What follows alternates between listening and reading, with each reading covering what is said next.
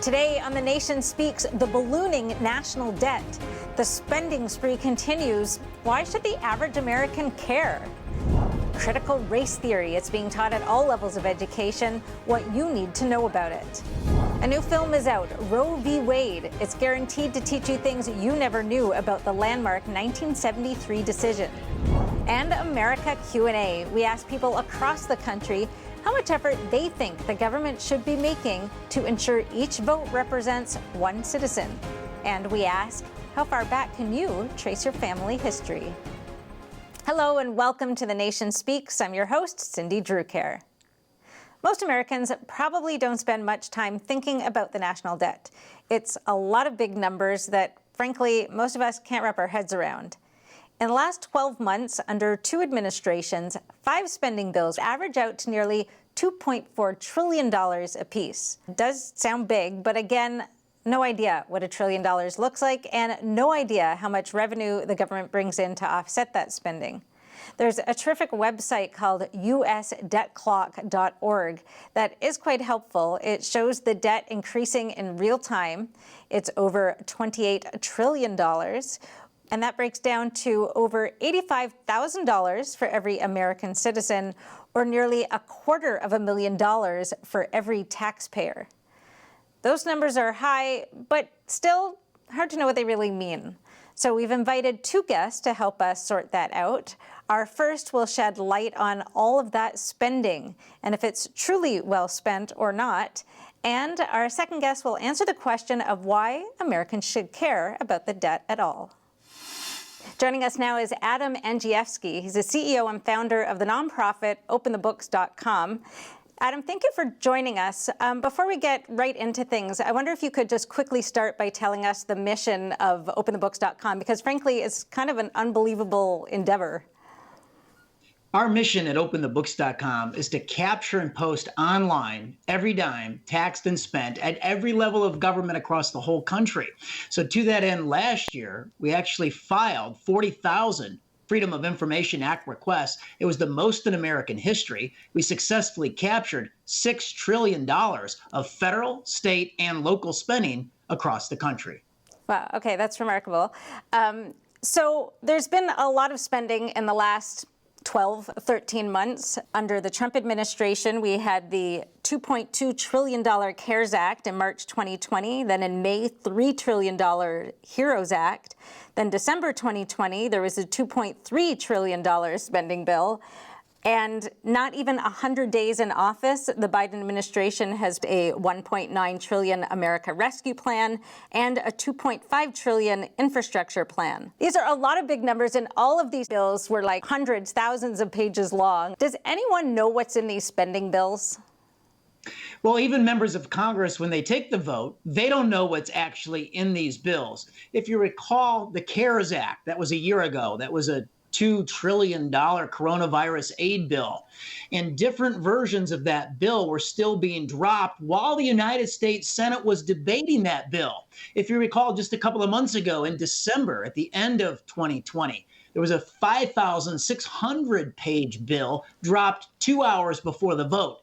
And even AOC said that this is like hostage taking. This is not representative government. So at openthebooks.com, we rolled out a petition campaign called Read the Bill. And we've got over 10,000 people organically that have come to our website to sign that petition. It calls for a 72-hour timeout to read the bill. And I'll submit to you that we don't have a representative republic if our representatives don't have time to simply read the bill.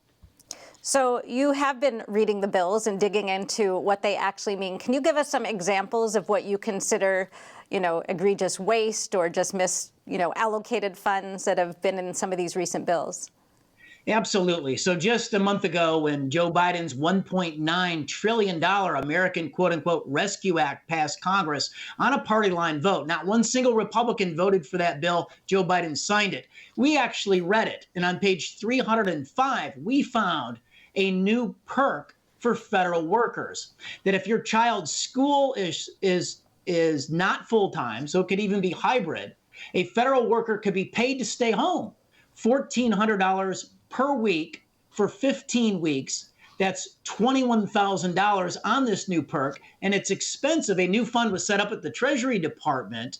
That fund is going to be filled with $570 million to fund that perk. Oh, so I looked into some things that you've been, that are on your website, and you've been saying there are some pretty astounding figures for how many people work for the federal government and the kind of wages and bonuses that they're paid. Can you give us a sense of that? So the number one most highly compensated federal employee out of 4.3 million of them is Dr. Anthony Fauci. We actually found this in our data. In January, we made national news. Fauci earned more than the President of the United States. He made $434,000 last year, and since 2015, he's up $100,000 on a pay hike. If you're a federal employee, and if you're there for just 3 years, incredibly, you get 43 days of paid time off. Now, that's not every single week a 4-day work week, but it's nearly every week of the year you can take a 4-day work week because you get so much paid time off. We estimate that that small perk at the federal level costs the taxpayers every single year more than $20 billion. Because when you have people taking this much time off, you need to hire more employees. Your head counts have to go up. That's very expensive. If you're saying that there's overspending in government at every level. And look, for far too long, Republicans in Congress joined Democrats to drain the U.S. Treasury from the left. The president submitted tremendous budgets that cut the size, scope, and power of the federal government over to Congress, and Republicans caved even when they were in the majority of both chambers, the House and the Senate. They caved to Democratic pressure to put massive spending bills with trillion-dollar budget deficits during boom times. So I think Republicans have been culpable in this overspending as well as Democrats. But now, obviously, the Biden administration's putting the overspending on steroids.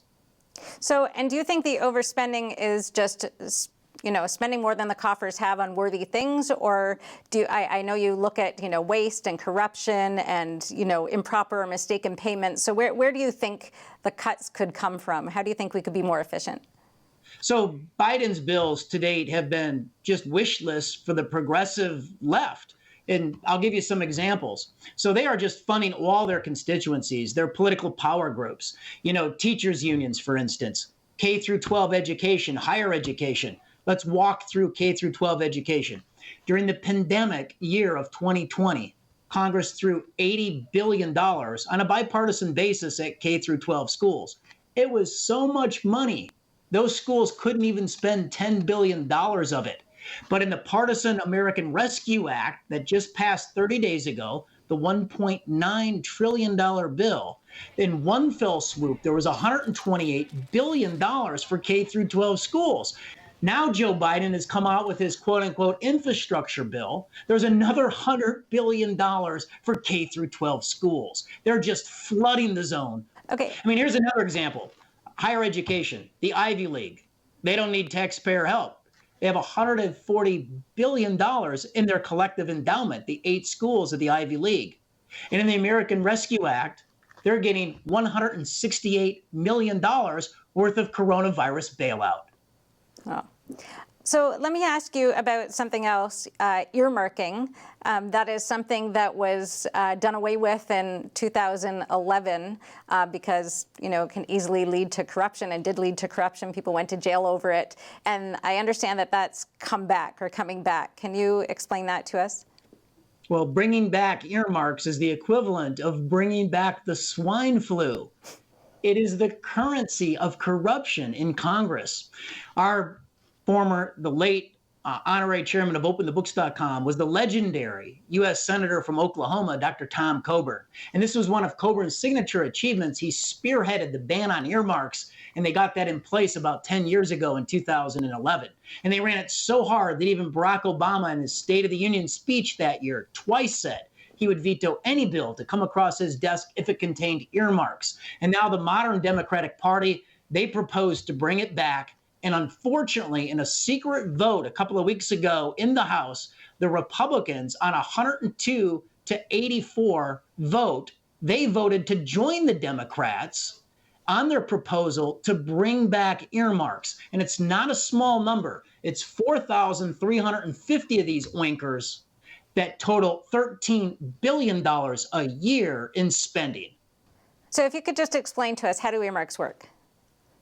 So it's the old style log rolling, smoke filled back room where you buy off a legislator for his vote on your big spending bill so you can spend more taxpayer money by getting him on board with a perk, with a project in his district. It's bacon is back on the table. It is called bringing home the bacon on these bills. So here's an example of actually, in practice, how it worked.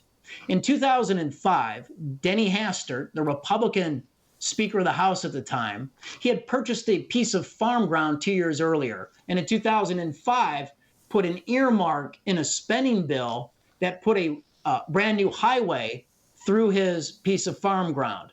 4 months after that earmark passed, and the earmark was $207 million for that highway, he was able to sell that farm ground and make millions. So what do you think is the best way overall to make the government more accountable and transparent to reduce some of this misspent funds? Well, transparency. First step, it's very simple, and it's probably a 100% issue with the American people, and that is to simply read the bill. So we have that petition up at openthebooks.com. We've helped turn that into Senate legislation. So the U.S. Senator from Florida, Rick Scott, he actually has a bill now called Read the Bill in the United States Senate. It's a great bill. It would require that 72-hour timeout to read it, to post it online, so people, politicians, the press, the pundits can comb through it, give it transparency. And here's the other component of that bill, and this is very important. It would require that every single United States senator sign an affidavit that they actually read the bill. Excellent. All right. Thank you so much for joining us today, Adam. Thank you. Thank you for your interest in our work. Our next guest is a man who is intimately familiar with the federal budget. He served as director of the Office of Management and Budget for over 3 years in the Trump administration, Director Mick Mulvaney. Director Mulvaney, thank you so much for joining us. The growing debt is apparently one of the few bipartisan issues. Both parties seem to be quite capable in this regard.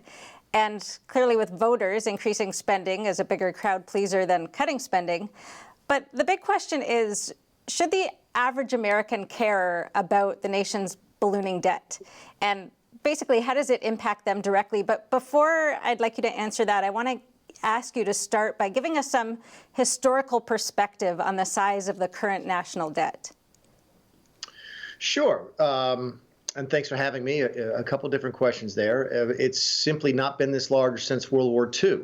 And there's a lot of folks who say that what we've just been through with COVID was as bad as World War II. No, it's not. It's terrible what we're going through. It isn't even close to what was happening in World War II and what the government did. People forget the government took over almost all of the economy during World War II. They rationed all the material for the war. They took over all of much of the production of the wartime, the things needed in wartime. So the comparisons are not, it's night and day.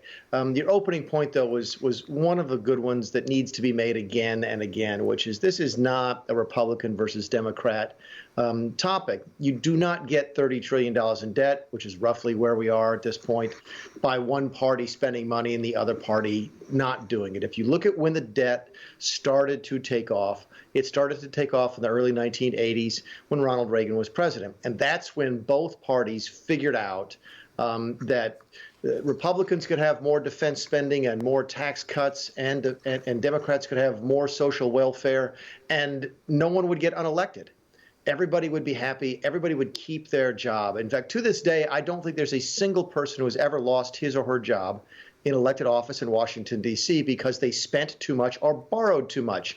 Washington is littered with people who lost their jobs because they cut spending or cut funding or discontinued a program. But no one loses their job over more spending. And politicians know this. And the one thing politicians really like is staying in politics and continuing to be reelected. So at the end of the day, yeah, they are simply reacting to what the voters want, which is more spending. That's extraordinarily dangerous. Your point is very well made in that it does impact, or at least it will impact, ordinary Americans in the future. The best example I can give right now is that at roughly $30 trillion, and I know it's not there yet, but the math is a lot easier. If interest rates go to 3% on that debt, that's $900 billion a year in interest payments alone. And what that means is that will be more money than we spend on defense. So unless we want to continuing to not just borrow money, but borrowing more and more money, sooner or later those interest payments do take a chunk out of what we want to spend our money on. And that's when the rubber hits the road, in one of the many ways the rubber hits the road for ordinary Americans. So a lot of these numbers are they're just so big and nebulous for most Americans. Talk about 30 trillion, 900 billion. How do you think it will impact actual Americans in the pocketbook and what they're able to do or not do? Can you bring it home at all? Yeah, the numbers are quite fascinating. The Democrats recently took, I think, an infrastructure bill from 2.1 trillion to 2.3 trillion, and that sounds like a really small amount. It's $200 billion. Put that in perspective. Last year, we ran the Department of Homeland Security for $50 billion. I think we ran the Department of Housing and Urban Development for about the same. So that simple change, that rounding error from 2.1 trillion to 2.3 trillion was 4 times what we spent this year on the Department of Homeland Security. What it means to ordinary Americans is they crowded out. Things that they want to buy will be more expensive. Taxes will go up, so they'll have less money to buy. The money that they have in their pockets will be worth less. The easiest thing to explain is inflation, which many folks who are younger than I am have forgotten. Inflation was a real thing, and it was a real problem back in the late 1970s and 1980s when you had to pay interest on a house, on a mortgage, someplace between 12 and 16%. Think about that. Right now, my kids are looking at, maybe buying their first house a few years down the road, and they're complaining that rates are between 3.5% and 4%. It used to be you paid 12, 14, maybe 16% to borrow to buy a house.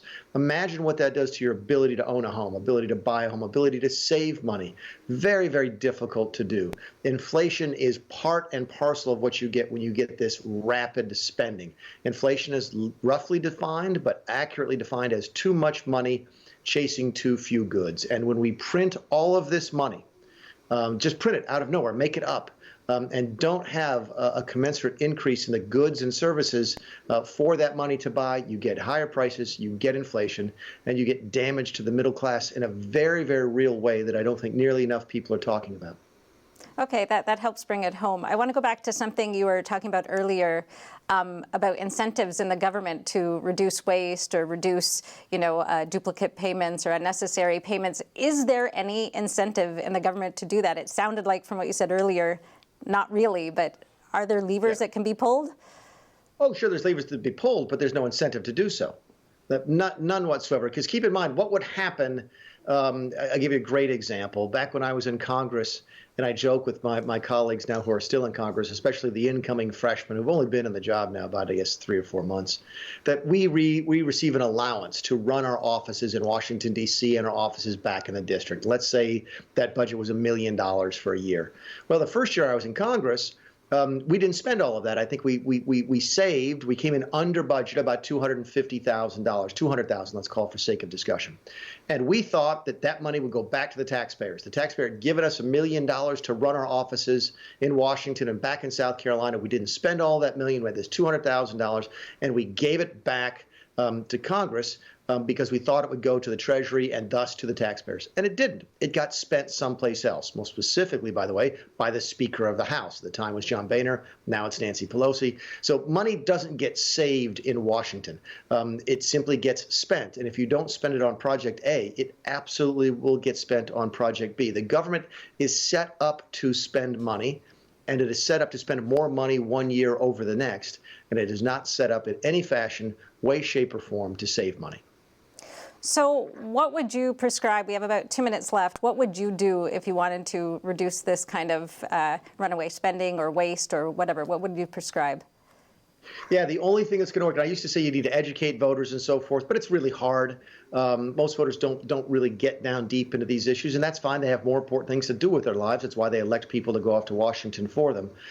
So educating voters to penalize people who borrow too much money is just too attenuated. Here's the simple answer to your question: a balanced budget amendment.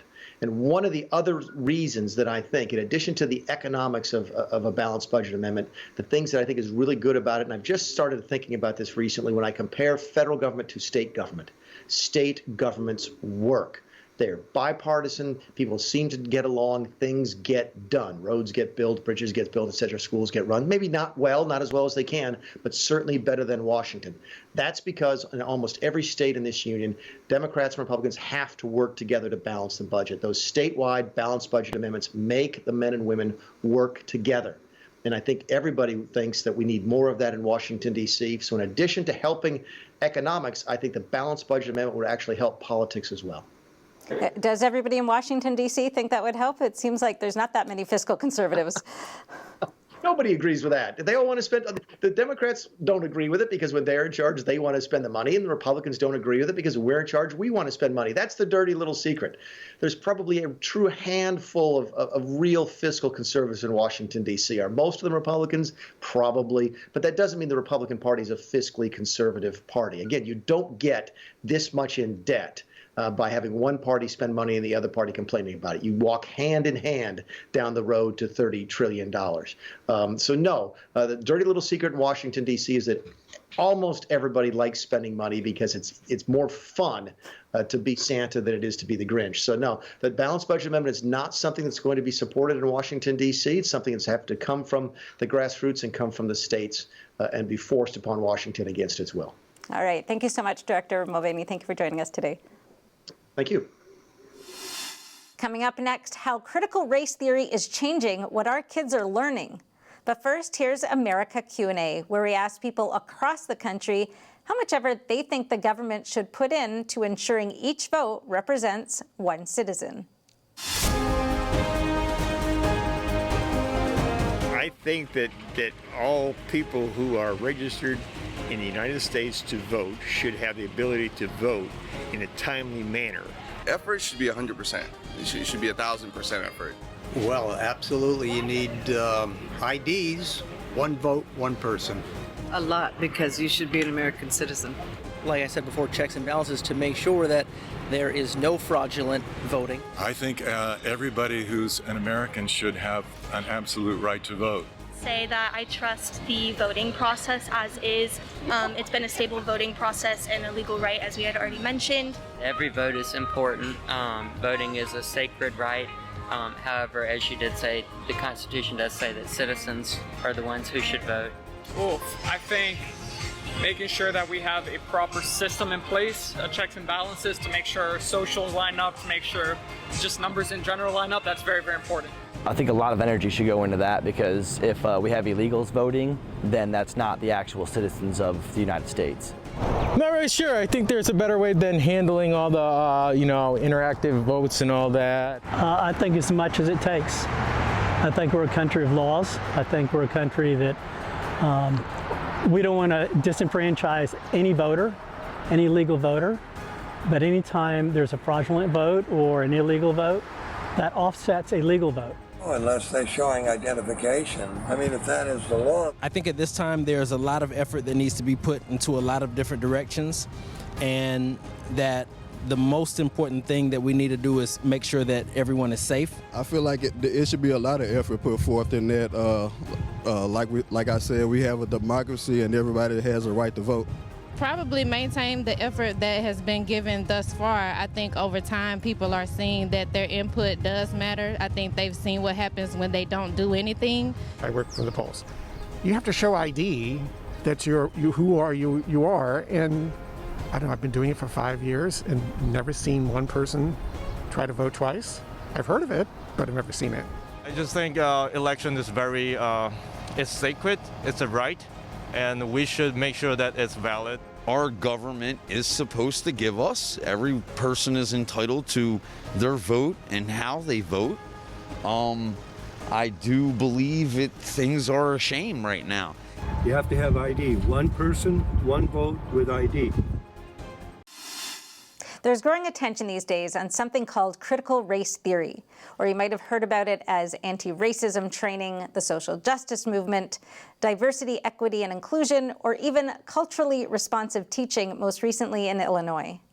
Critical race theory's roots go back to 1960s, but it formally came onto the scene in 1989 at the first annual workshop on critical race theory. Gradually, and then suddenly, it's come to inform what students are being taught at virtually every level of education. And with that has come some growing backlash against it. To delve into these issues, we have two guests with us today. Dr. Peter Wood, the president of the National Association of Scholars and the author of a new book, 1620, A Critical Response to the 1619 Project. And Dr. Lindsey Burke, director of the Center for Education Policy at the Heritage Foundation. Welcome to you both. As I mentioned in the intro, critical race theory is now informing curricula in schools and colleges across the country. And I think there's two aspects to it that are important for people to understand. And one is the content that's actually being taught, and the other is the theory that's actually changing the pedagogical approaches and evaluation standards that are now being used. Dr. Wood, perhaps you could start us off by just explaining how critical race theory sees the world. What is it? Critical race theory sees the world as a matter of power and hierarchy. That is, the powerful people attempt to impose their will on everybody else by controlling the language that we use, choosing what cultural benchmarks are legitimate, what books can be read, and by promoting that worldview through the artifacts of civilization, they become able to manipulate people. So critical race theory looks at the world as basically a conspiracy run by the wealthy and powerful, and especially the white, to impose their will on everyone else. And it is meant to be a weapon to undo that kind of control, that hegemony, as they call it, by calling into question everything in the culture that supports this form of white supremacy. So critical race theory is a weapon of war, essentially cultural war. It's a continuation of what we used to call the culture wars by new means, ones that call into question the entire curriculum as we have known it for the last several hundred years of what we teach in our schools in every subject, including some that one might not think are actually weapons of any sort, such as teaching mathematics is suddenly one of the areas of contestability. So I can see how all of this clearly started in the university setting, but now it's in the schools, in the K-12 schools. Perhaps, Dr. Burke, could you give us some examples of how that's actually being implemented, how the theory is being implemented? Right, and it really is critical theory and all of its derivations, critical pedagogy, critical race theory, really is derived from Marxism at its essence. And so now we're seeing, as Dr. Wood mentioned, this theory make its way from universities, university-based colleges of education in particular, down to the K-12 classroom. And so we see it manifest itself in efforts like California's new ethnic studies curriculum, which is the first statewide ethnic studies curriculum in the country. The California State Board of Education just unanimously approved it about 2 weeks ago. And if you read through the model curriculum, all of the frameworks are online. It really is like sitting through a graduate seminar on critical race theory. The education officials in California who are charged with determining what students will learn in that state, and mind you, this is a state in which just 3 and 10 eighth graders can read proficiently. They have determined that what is imperative in this moment instead is learning about systems of power and identity politics. And so if you read through the model curriculum in California, you'll see it is clear that students are taught neo-Marxist theories of intersectionality, sorting students into multiple categories according to race and gender and sexual orientation in class. You know, it really is, I think, preparing them for what is ultimately in California a mandatory ethnic studies course that all students in the California State University system now are required to take as a result of legislation that was signed into law last year. Can you give me one quick small example of how, someone in elementary school might be taught this? What activity would they be doing? Well, if you read through these frameworks, you'll see students will learn to, one of the quotes from the frameworks is, critique empire building in history and its relationship to white supremacy, racism, and other forms of power and oppression. Children throughout their K-12 school years will, quote, challenge racist, bigoted, discriminatory, imperialist, colonial beliefs and practices on multiple levels. So it goes on and hits those themes over and over again throughout the grade levels. So I know both of you believe that this is harmful. You're doing work to fight against it. Can you explain why, Dr. Wood, you feel this is harmful? Well, yes. Ultimately, this is an effort to tear down our national self-confidence and change our regime from one in which we uphold the ideals of individual striving, regardless of our race or ethnicity, to one in which we are to see everything as a interplay of oppressive groups and oppressed groups fighting back. It's a terrible way to try to encourage our nation to solve its problems. Instead of working together, this calls us to be divided either into people who feel their lives are defined by grievance and those who feel their lives are defined by guilt or penitence. That is no way for our republic to govern itself. People don't naturally fall into those categories. They have to be taught that, and that's why this contest is being fought in our schools. Young children have no basis at all to challenge the authority of their teachers, and the teachers coming out of teachers' colleges trained in cultural Marxism don't even realize what they're missing. So, of course, they present to these young students a worldview that the students will take with them for the rest of their lives. Yeah, I think it's a very dangerous situation. Right. I was thinking about that because it used to be that, education was about, pursuit of truth and knowledge and, debating both sides was encouraged. But with the critical race theory, it seems like there's one correct way to think, and the teacher is going to tell you about that. So, Dr. Burke, if you're in Teachers College and you don't subscribe to these views, what happens to you? Yeah, that's a really tough position to be in, quite frankly, because we know that colleges of education, that they are really steeped in these theories. I just conducted a report with Rick Hess over at the American Enterprise Institute, and we actually analyzed the research agendas of faculty at colleges of education across the country, at the top producing colleges of education in terms of the number of teachers they produce every year, along with the most prestigious colleges of education across the country. We looked at over 3,000 faculty pages and really delved into their research areas of interest. And what we found is that this is one of the driving pursuits that these faculties have. At the top ranked schools of education across the country, nearly half of faculty characterize diversity and race as their research interest area, and 25% of those faculty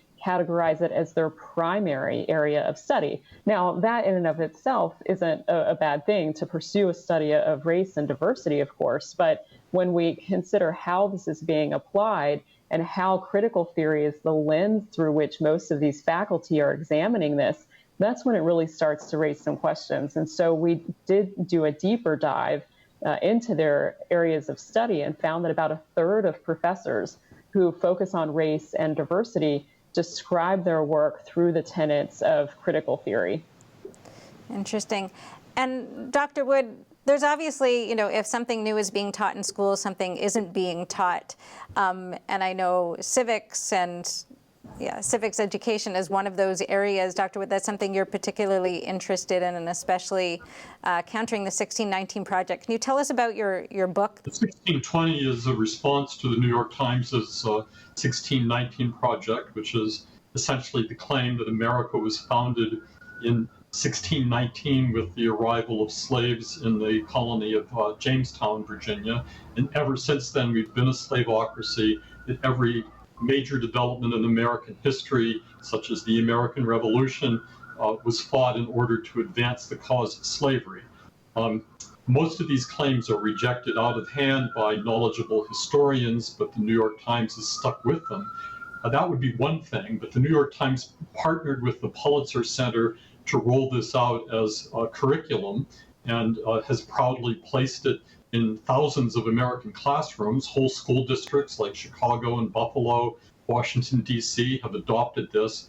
So what amounts to a completely fictitious history of America is being taught at every grade level now. The Times broke this down into lesson plans. It made them available for free. It gives fellowships to teachers who want to become more deeply immersed in this new mythology. And what is it replacing? Well, it's replacing basic American history.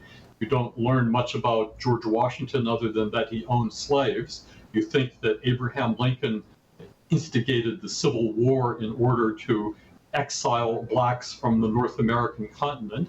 We learned that American prosperity, our whole capitalist system, derives from plantation slavery and so on. That's what the 1619 Project teaches. It is displacing the teaching of American history and certainly the teaching of civics. Civics requires us to have some understanding of the American founding, why we had a Declaration of Independence and what it said, what's in the Constitution and the Bill of Rights and the Federalist Papers, why we have elections, why we have juries. Our whole system of government depends on some basic knowledge of civics. That is being shoved aside in a lot of ways. Among the things that goes in its place is the 1619 Project, but that's not all. There are these new radicalized forms of civics called action civics that aim to turn young children into political activists aligned with a progressive agenda. So instead of learning about the American founding, you learn how to protest. You learn how to write to your congressman and repeat whatever your teacher has told you is the facts of the matter.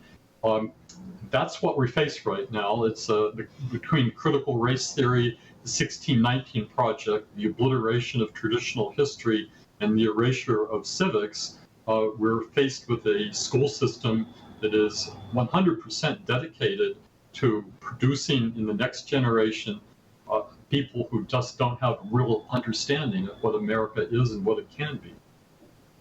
So, Dr. Burke, why do you think this is happening in this cultural moment? Well, I think it's in part a function of the fact that you do, as I said earlier, have colleges of education that are really steeped in these theories. And these, of course, are the primary production avenues for new teachers. Most teachers who enter the K-12 classroom do so through their colleges of education. And so I think that's a big part of the puzzle and a good reason why at the state level, policymakers need to offer alternatives to teachers, prospective teachers who want to enter the profession that do not require them to go through a traditional college of education in order to enter the classroom, do not require them to go through colleges that are really pushing this ideology of critical theory and critical pedagogy. So that is one key to moving away from this moment that we're in, is to actually offer alternatives to getting into the classroom. And then at the same time, state policymakers really should consider allowing content that is taught in public schools and in fact requiring content to be transparent to parents and to taxpayers. This is something that sounds so obvious on the surface, and many people might think that they already have access to the content that is taught in the K-12 classroom, but often it is very difficult to determine what your child's school is teaching, to get access to the textbooks that they're using. And so public school officials really should make those K-12 curricular materials available to parents and taxpayers on request. And then, of course, provide families options, provide them with an immediate exit pass out of a school that's not the right fit for them by creating school choice options in the states. I think that's a combination right now: alternative teacher certification, transparency around school curriculum, and school choice That combination is currently lacking, and I think that's a big part of the reason why we're seeing some of this left-leaning curriculum really make its way into the K-12 classroom. So moving in a direction that empowers family, gives them more information about the content that is taught in schools, and gives them an exit pass is really going to be key to pushing back on this. All right, so we're going to have to wrap up. Dr. Wood, do you have any other thoughts on solutions to the current predicament? Well, I do think that those states that are willing to should do their best to outlaw the critical race theory and the 1619 Project. They are defective goods. It's bad pedagogy, it's bad content. It's one thing to have ideas debated among people who are capable of understanding both sides of an argument, but it's something very different to impose an ideology on children who are in no position at all to dispute it. All right. Thank you both so much for joining us today. I really appreciate your time. Thank you. Thank you. Coming up next, there's a new film out about the landmark Supreme Court decision Roe v. Wade. We'll talk to its director and star. But first, here's America Q&A, where we find out how far back people can trace their family history.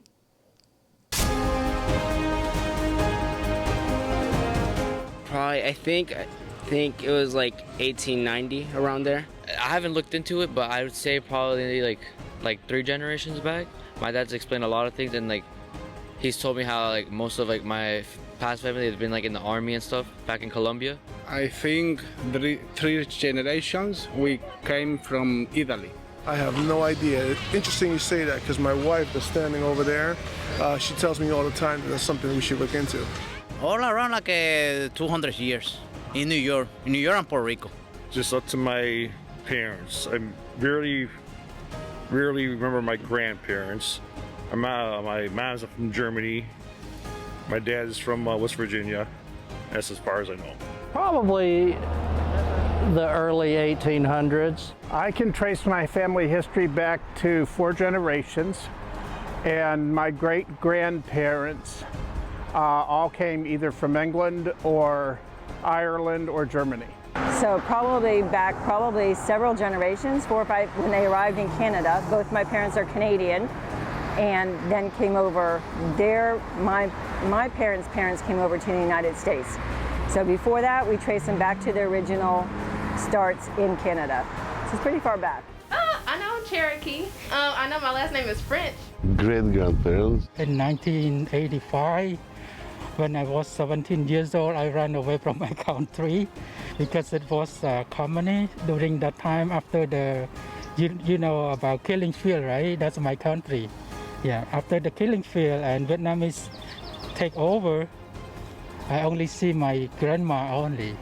My grandpa, he passed away before I born, so. I know it's from Germany, somewhere in Germany. That's all I know. My uncle and aunt live there right now. Yeah, my great-grandfather built it. Oh, Dan Lawson.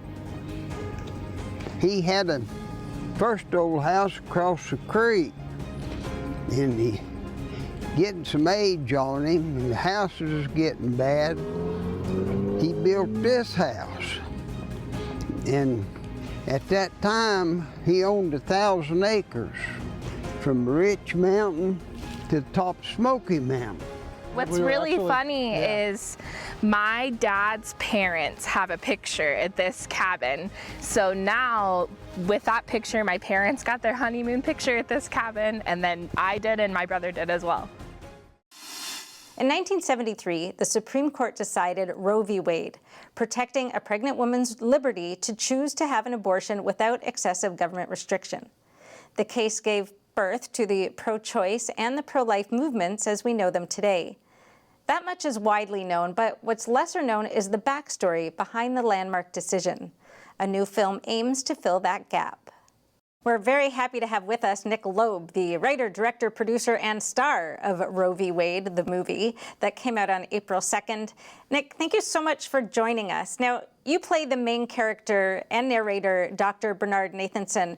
I'm wondering if you could start off by telling us a little bit about Dr. Nathanson, and particularly why you decided to center the film around him. Yeah, so Dr. Bernard Nathanson was the biggest abortionist in American history.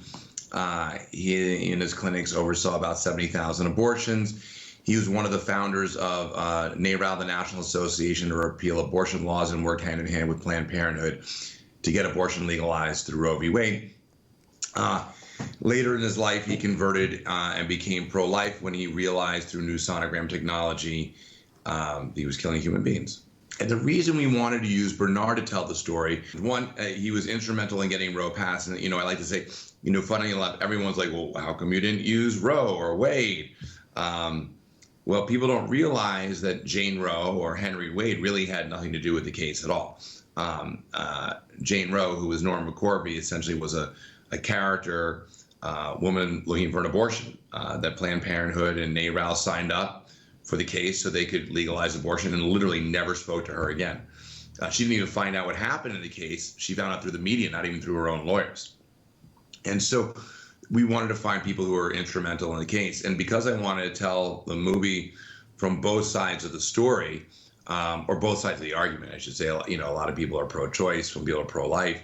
Bernard, who was so instrumental, was on both sides of it. I mean, he started off being pro-choice and then converting to pro-life. So I thought it was very interesting to tell it from his point of view, especially since he was so instrumental and a doctor. Interesting. And I know you weren't always pro-life yourself. Did you identify with him as a character? Yeah, I mean, of course. So I grew up in, I'm 45, I grew up in the Northeast. And so I was taught when a woman gets pregnant, it's just a clump of cells and there's no real baby there until it kicks. And so I had a few abortions in my 20s. And it really wasn't until my 30s when technology became more accessible. You could hear a baby's heartbeat through a sonogram on the internet, or you could see babies sucking their thumbs in the womb in the first trimester, and you realize, oh my God, it's a baby. It's not a clump of cells.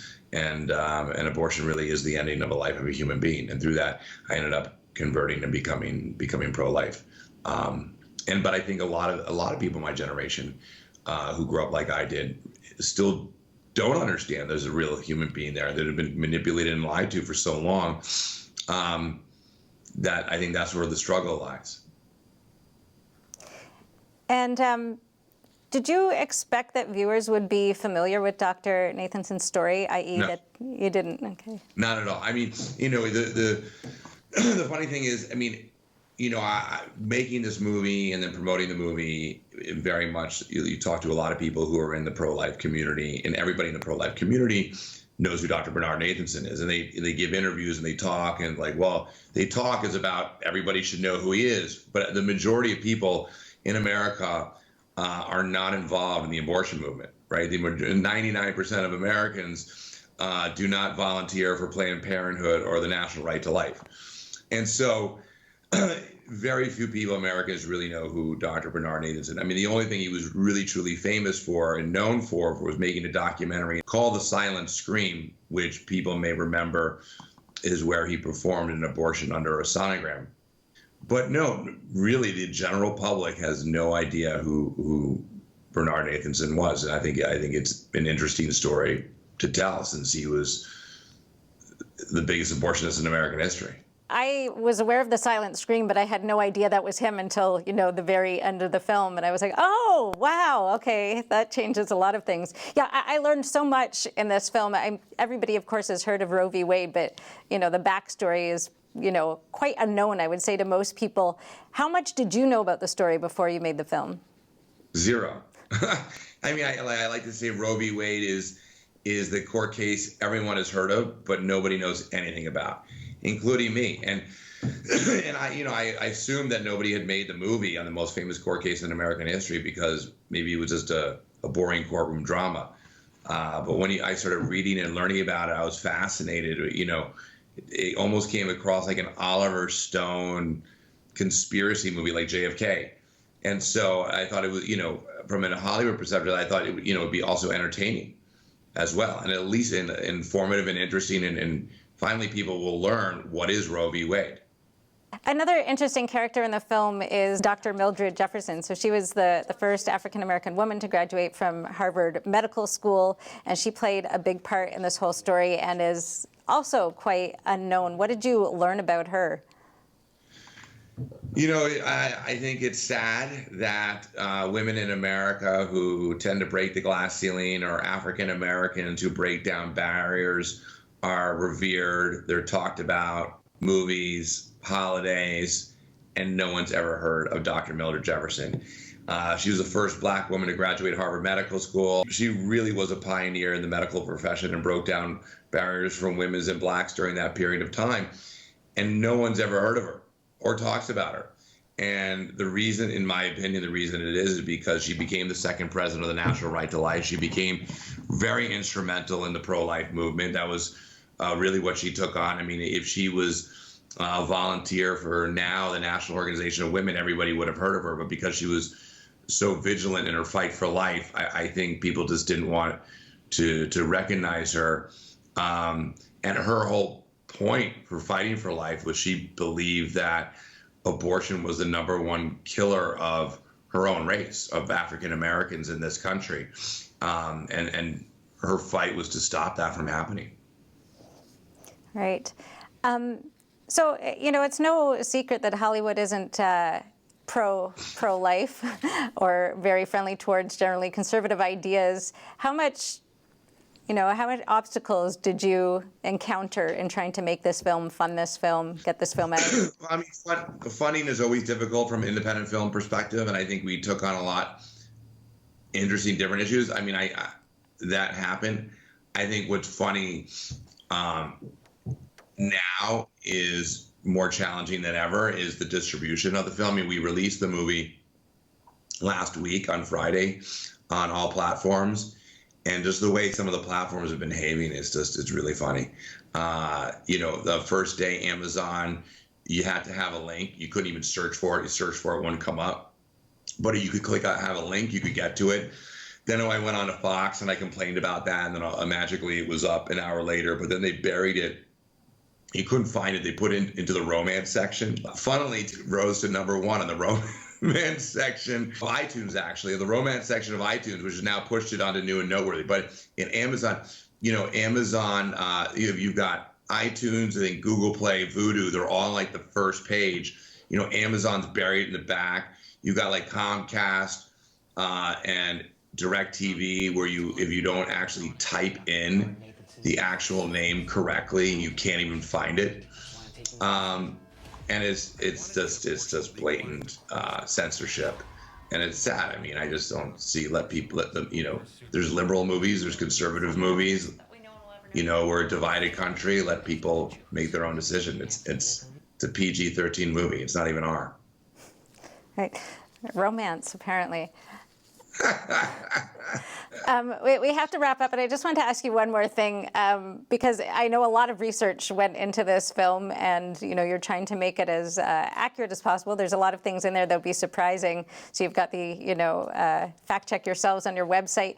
What one of the things that super surprised me was the fake polls and fake stats that were put out there, that your character put out there to help have people support an abortion stance. Can you speak very briefly to that, or maybe something else that surprised you in your research that you put in the film? Yeah, I mean, literally, there were statistics thrown around. I mean, they came up and said, 1 million women every year are having illegal abortions and 10,000 are dying in back alleys. And they literally just completely invented, fabricated, told it to the press, and the press just ran with it back then. And back then, there was nobody to cross-check. It wasn't like we have social media today to see if that's even accurate or not. And so the press ran with it. I mean, in the movie, we actually, they run through all the stories they leaked. I mean, he goes through, I leaked stories in Newsweek and Time, and, in 1968 and 69 and these months.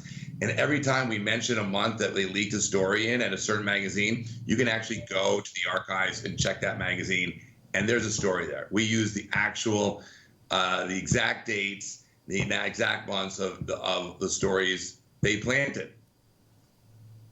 I guess it's quite useful that you had Dr. Nathanson being a whistleblower on himself, ultimately. Yeah, well, that was, yes, that was very helpful in making the movie. All right, well, thank you so much for joining us today. We really appreciate hearing about Roe v. Wade, the movie. Well, thank you so much for having me. That's all for today's show. Thank you so much for watching The Nation Speaks. Join us every Saturday, 11 a.m. to noon Eastern. And from all of us here, have a great week.